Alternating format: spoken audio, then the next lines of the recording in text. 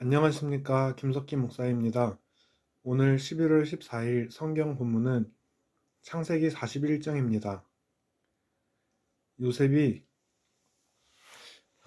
감옥에서 갇힌 뒤 또 술 맡은 관원장의 꿈을 해석했는데 그 관원장이 바로 앞에서 요셉을 이야기하는 것을 잊어버립니다. 이 술 맡은 관원장이 감옥에서 풀려나고 2년 후에 바로는 심상치 않은 꿈을 두 번이나 꾸게 됩니다.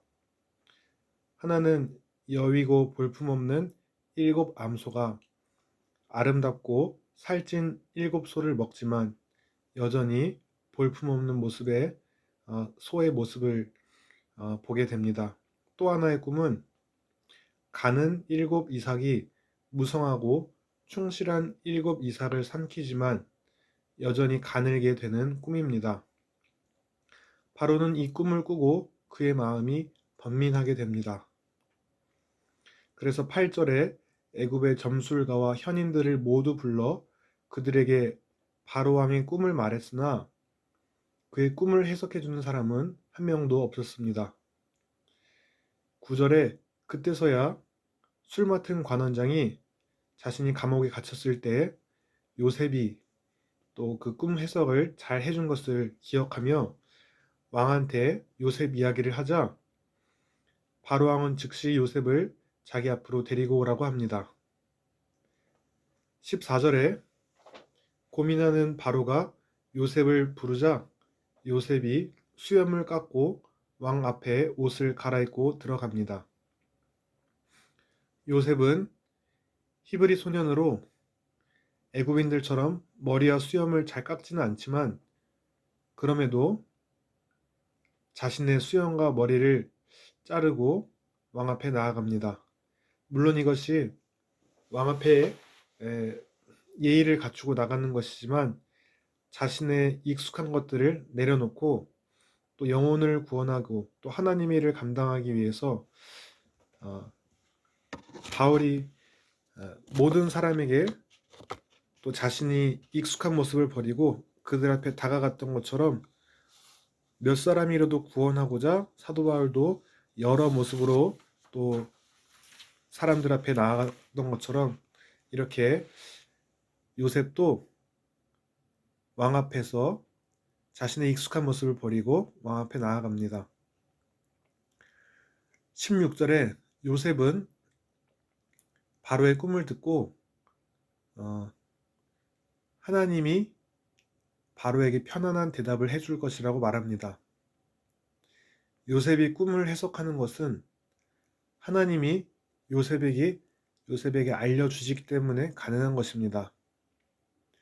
저도 매일 아침 말씀을 묵상할 때 하나님께 기도하고 또 묵상을 합니다. 하나님, 이 가운데 주님이 말씀하시고자 하는 바를 깨닫게 해달라고 기도합니다. 왜냐하면 하나님이 알려주시지 않고는 성경 속에 게시된 하나님의 깊은 뜻을 깨닫지 못하기 때문입니다. 마태복음 16장 15, 17절에도 예수님이 베드로가 주는 그리스도시요 살아계신 하나님의 아들이십니다 라는 고백을 듣고 이를 내게 알게 하니는 혈육이 아니요 하늘에 계신 내 아버지시니라 라고 얘기하십니다. 우리가 성경을 봐도 성경 속에 게시된 예수님이 행하신 십자가와 부활의 그 사건을 깨닫는 것은 하나님께서 깨닫게 해주시는 것입니다. 우리가 말씀을 볼 때 성령께서 그 말씀을 조명해 주셔야 하는 것입니다. 그리고 어떠한 꿈이나 내 삶의 상황의 정황을 통찰하고 깨달을 수 있는 것은 하나님의 영으로 또 가능한 것입니다. 그래서 우리는 하나님을 경외함으로 하나님이 주시는 지혜와 또 성령의 또 감동으로 우리에게 주어진 문제를 잘 해결해 나가는 모든 저와 여러분이 다 되시기를 바랍니다. 요셉이 바로의 꿈을 듣고 바로에게 해석하기를 앞으로 애굽은 7년 동안 풍년이 올 것이고 이어서 7년 동안 흉년이 올 것이라 말합니다. 그리고 32절에 꿈을 두 번이나 겹쳐 꾼 것은 하나님이 이 일을 하시기로 정하셨고 속히 행할 것이라 설명합니다.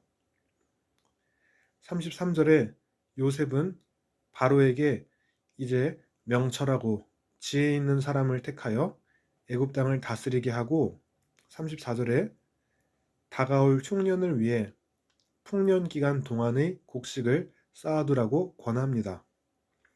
37절에 바로가 이 일을 좋게 여겨 즉시 요셉을 이 모든 일을 관장할 애굽 온 땅의 총리로 임명합니다.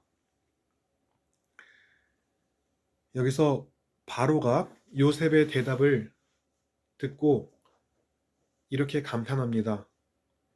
이와 같이 하나님의 영에 감동된 사람을 우리가 어찌 찾을 수 있으리요? 라고 감탄합니다. 다니엘도 바벨론의 모든 사람이 풀지 못했던 느부갓네살 왕의 꿈을 해석할 때 이렇게 감탄합니다. 다니엘 4장 18절 다니엘아 거룩한 신들의 영이 내 안에 있음이라 라는 고백을 하게 됩니다. 요셉이 하나님에게 붙잡혀서 하나님의 꿈도 해석하고 하나님의 일을 감당하였던 것처럼 우리도 하나님의 성령과 말씀에 붙잡혀서 살아가게 되면 세상 사람들 사이에서도 우리가 복음의 통로로서 야, 저 사람은 하나님이 함께하는 사람이구나, 하나님의 영에 감동된 사람이구나 라고 하면서 그렇게 쓰임받게 될 줄로 믿습니다. 하나님이 우리에게 말씀으로 해야 할 바를 성경을 통해 일러주셨고 때로는 삶의 정황과 상황을 통해서 꿈이나 다른 방법으로 우리가 나아가야 할 바를 알려주십니다. 우리가 하나님의 백성으로 살아가려면 주님의 뜻이 무엇인지 관심을 가지고 그 뜻을 이뤄드리고자 듣고자 기도한다면 하나님이 우리에게 성령을 통해 지혜를 주시고 계시를 주셔서 우리를 통해 세상 사람들이 구원받을 수 있는 복음의 통로가 되게 하실 것입니다. 42절에 바로는 요셉에게 자기의 인장 반지를 끼웁니다. 반지에는 소유자의 이름이나 상장이 새겨져 있습니다. 따라서 반지를 주는 것은 타인에게 반지 소유자의 권한을 대신 행사하게 하는 의미가 있는 것입니다. 바로가 요셉에게 칙령, 즉 임금이 내린 명령을 내릴 수 있는 법적 권한을 부여함을 보여주는 것입니다. 또한 요셉에게 세마포 옷을 입히고 총리의 수레에 앉게 합니다.